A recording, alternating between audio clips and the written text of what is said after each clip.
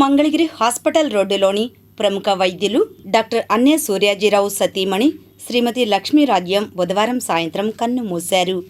లక్ష్మీరాజ్యం మృతదేహాన్ని ఆమె నివాసంలో వివిధ రంగాల ప్రముఖులు సందర్శించి పూలమాలలు వేసి శ్రద్ధాంజలి ఘటించి ఆమె కుటుంబ సభ్యులకు ప్రగాఢ సానుభూతిని తెలిపారు.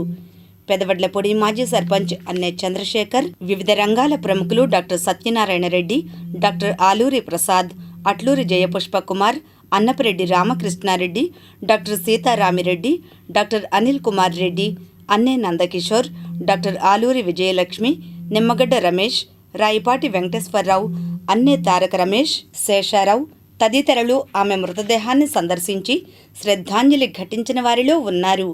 ఈ సందర్భంగా పలువురు ప్రముఖులు మాట్లాడారు. నా సోదరుడు అన్నే సూర్యాజీ గారి సతీమణి లక్ష్మీరాజ్యం గారు నిన్న మరణించడం జరిగింది. ఆమె వయసు 70 సంవత్సరాలు. సూర్యాజీ గారు ఈ పరిసర ప్రాంత అన్ని గ్రామాల్లో చాలా పరిచయస్తులుగా ఉన్న ఒక డాక్టర్గా, ఒక రైతు బిడ్డగా చాలామంది అభిమానులు ఇక్కడ ఉన్నారు.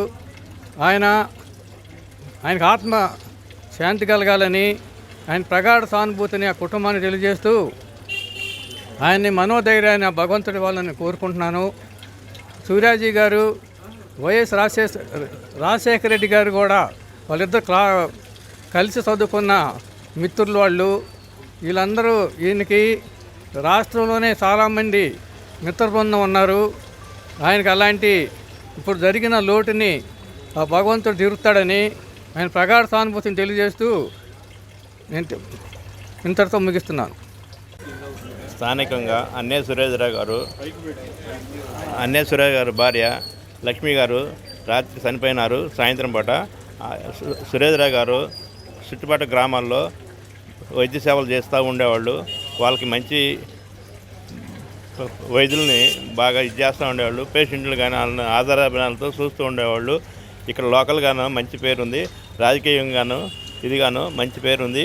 రాజశేఖర రెడ్డి గారి క్లాస్మేటు, ఇద్దరు కలిసి చదువుకునేవాళ్ళు. రాజశేఖర రెడ్డి గారు ఈ లొకేషన్కి వస్తే సురేంద్రరావు గారిని కలవకుండా వెళ్ళేవాళ్ళు కాదు.